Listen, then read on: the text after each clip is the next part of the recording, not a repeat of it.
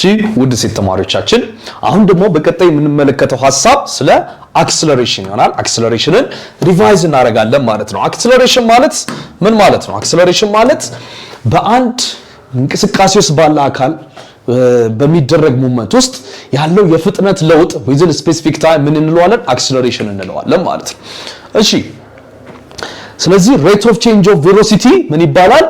acceleration ይባላል። rate of change of velocity acceleration ይባላል። ፎርሙላው final velocity minus initial velocity over time ነው። ማለትም ያ እንቅስቃሴ ውስጥ ያለው ኦብጀክት የመጨረሻ ፍጥነቱ ሲቀነስ መጀመሪያ ይዞት የነበረው ፍጥነት ሲካፈል ለአጠቃላይ ሰዓቱ ምን ይሆናል?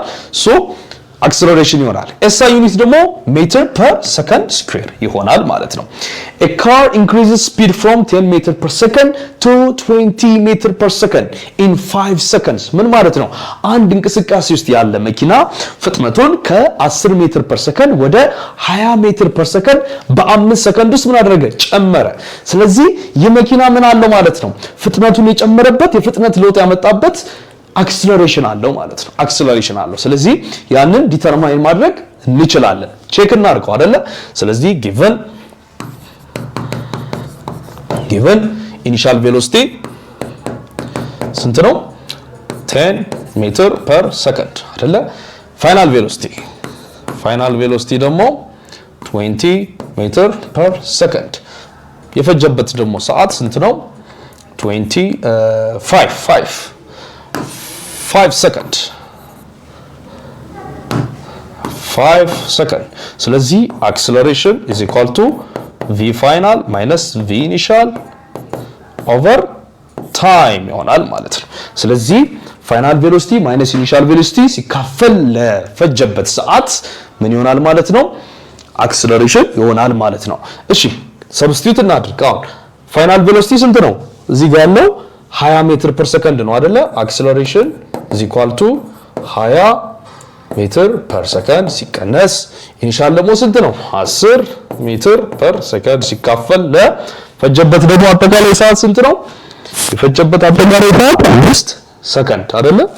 5 ሰከንድ። ኦኬ ይሄ ማለት ደግሞ ስንት ነው? 10 ሜትር per second ሲካፈል ለ5 ሰከንድ ማለት ነው። ስለዚህ 2 ሜትር per second ስኩዌር ይሆናል ማለት ሰከንድ ወደ ላይ ስትወጣ ከሰከንድ ጋር ትባዛለች። ስለዚህ ሰከንድ ስኩዌር ይሆናል። 10 ሲካፈል 5 ደግሞ 2 ነው። ስለዚህ የዚህ መኪና የፍጥነት ለውጥ ወይም አክሰለሬሽን ቫልዩ ስንት ነው? 2 ሜትር per second ስኩዌር ይሆናል ማለት ነው። ኦኬ ስለዚህ በዚህ መሰረት የአክሰለሬሽን ጥያቄዎች ይሰራሉ። ታይፕስ ኦፍ አክሰለሬሽን ምናቃቸው ሁለት አይነት የአክሰለሬሽን ታይፖች አሉ። የመጀመሪያው ምንድነው? ፖዚቲቭ ሲሆን ሁለተኛው ደግሞ ኔጌቲቭ ነው። ፖዚቲቭ አክሰለሬሽን የምንለው ውድ ሴቶች ምን አይነት አክሰለሬሽን ነው? ኢንክሪዚንግ ስፒድ ሲሆን ወይንም ደግሞ እዚህ ጋር እንደምትመለከቱት ፍጥነቱ ከ10 ወደ 20 ጨምሯል አይደለ? እንደዚህ አይነት የስፒድ ለውጦች ያሉባቸው ሙቭመንቶች እነሱ ምንድናቸው? ፖዚቲቭ አክሰለሬሽን እንላቸዋለን።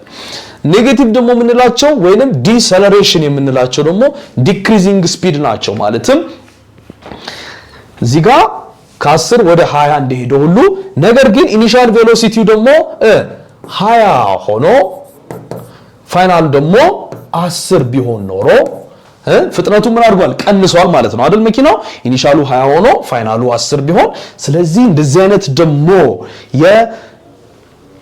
አክሰለሬሽን ታይፖች ዲሰለሬሽን ይባላሉ ወይንም ደግሞ ኔጌቲቭ አክሰለሬሽን እንላቸዋለን ማለት ነው። ኦኬ ስለዚህ a bicycle slowing down before stopping አንድ የሚሄድ ባይሲክል ቢኖር ወይንም ደግሞ የሚሄድ ሳይክል ቢኖር ፍጥነቱን ቀስ እያደረገ እየቀነሰ መጨረሻ ላይ ቢያቆም እንደዛ አይነት እንቅስቃሴ ወይም እንደዛ አይነት አክሰለሬሽን ምን ይባላል? ዲሰለሬሽን ይባላል or ኔጌቲቭ አክሰለሬሽን ይባላል ማለት ነው። እሺ እዚህ ጋር ኤግዛምፕል አለ። ይሄንን ጥያቄ አብረን እንሰራለን። given ምን ተሰጥቶናል? a car traveling at 7 meter per second along a straight road accelerates 2.5 meter per second square to reach a speed of 12 meter per second. How long does it take for this acceleration to occur? ስለዚህ አንድ በቀጥ ባለ መንገድ ላይ የሚሄድ መኪና አለ። ኢኒሻል ቬሎሲቲው ስንት ነው? 7 ነው 7 ሜትር ፐር ሰከንድ ነው ከዛ ደግሞ ፍጥነቱን ወደ የት አሳደገ ወደ 12 ሜትር ፐር ሰከንድ አሳደገ እና ከ7 ደግሞ ወደ 12 ያሳደገው በምን ያህል አክሰለሬሽን ነው በ2.5 ሜትር ፐር ሰከንድ ስኩዌር ያክል አክሰለሬሽን ነው ስለዚህ ምን ያህል ሰዓት ፈጅቶበታል ከ7 ወደ 12 ፍጥነቱን ሲያሸጋግር ነው ጥያቄው ስለዚህ ይህ ቀጥታ አክሰለሬሽን ጥያቄ ስለሆነ አክሰለሬሽን = ፋይናል ቬሎሲቲ - ኢኒሻል ቬሎሲቲ ኦቨር ታይም ነው አይደለ ስለዚህ ምን ማድረግ ነው አሁን የሚፈልገው ከዚህ ውስጥ መለየት ነው ታይም ነው የሚፈልገው አይደለ ስለዚህ ታይም ማለት ደግሞ አክሰለሬሽን ታይምስ ታይም ካደረግን በኋላ በአክሰለሬሽን ማካፈል ነው ስለዚህ ቀላል ነው ታይም = vf - v initial over acceleration ይሆናል ማለት ነው ኦኬ ስለዚህ ሶሉሽን ላይ ስንመጣ ፋይናል ቬሎሲቲ ማን t = time = ፋይናል ቬሎሲቲ ማን ነው ጊቨን ቫልዩ ላይ እዚህ ጋር ቆይ እናስገባ አይደለ ጊቨን ላይ ኢኒሻል ቬሎሲቲ ስንት ተሰጥቶናል 7 ሜትር ፐር ሰከንድ ተሰጥቶናል ፋይናል ቬሎሲቲ ደግሞ ስንት ተሰጥቶናል 12 ሜትር ፐር ሰከንድ አክሰለሬሽን ደግሞ ስንት ተሰጥቶናል አክሰለሬሽን ደግሞ 2.5 ሜትር ፐር ሰከንድ ስኩዌር ተሰጥቶናል ስለዚህ አሁን ሰብስቲዩት ማድረግ ነው ማለት ነው የጊቨን ቫልዩአችንን ሪኳየርድ ደግሞ ምንድነው ሪኳየርድ ደግሞ ታይም ነው ብለናል አይደለ ስለዚህ እነኚህን ፓራሜትር ማውጣታችን የሚፈልገው ምን እንደሆነ ለማወቅ በቀላሉ ይረዳናል ማለት ነው ስለዚህ ሪኳየርድ ምንድነው ታይም ነው ታይምን አሁን እንዴት ነው የምናገኘው ፋይናል ቬሎሲቲያችን ማን ነው 7 ፋይናል ቬሎሲቲያችን 12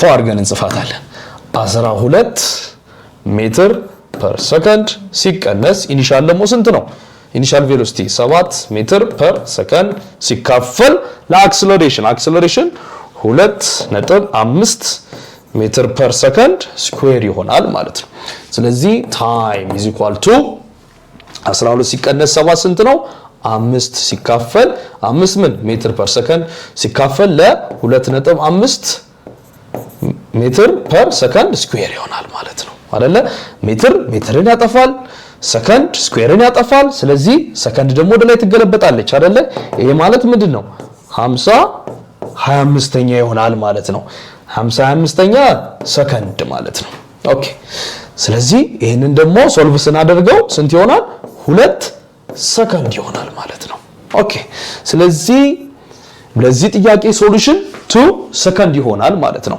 እንዴት ሆኖ ሲባል ይሄ የሚንቀሳቀስ መኪና ፍጥነቱን ከ7 ወደ 12 ሜትር ፐር ሰከንድ ለማድረስ በምን ያህል አክሰለሬሽን በ2.5 ሜትር ፐር ሰከንድ ስኩዌር አክሰለሬሽን ስፒዱን ኢንክሪዝ ሲያደርግ የፈጀበት ሰዓት ምን ያክል ነው 2 ሰከንድ ብቻ ፈጅቶበታል 2 ሰከንድ ብቻ ፈጅቶበታል ማለት ነው ስለዚህ በዚህ መሰረት ጥያቄው ይሰራል ውድ ሴት ተማሪዎች አሁን ደግሞ በቀጣይ ያሉትን ጥያቄዎች በመስራት ከጨረሳችሁ በኋላ ወደሚቀጥለው ጥያቄ ደግሞ ወደሚቀጥለው ሐሳብ የምንሄድ ይሆናል ማለት ነው ስለዚህ ጥያቄዎቹን በመስራት ዕውቀታችሁን በደንብ አጥንክሩላችሁ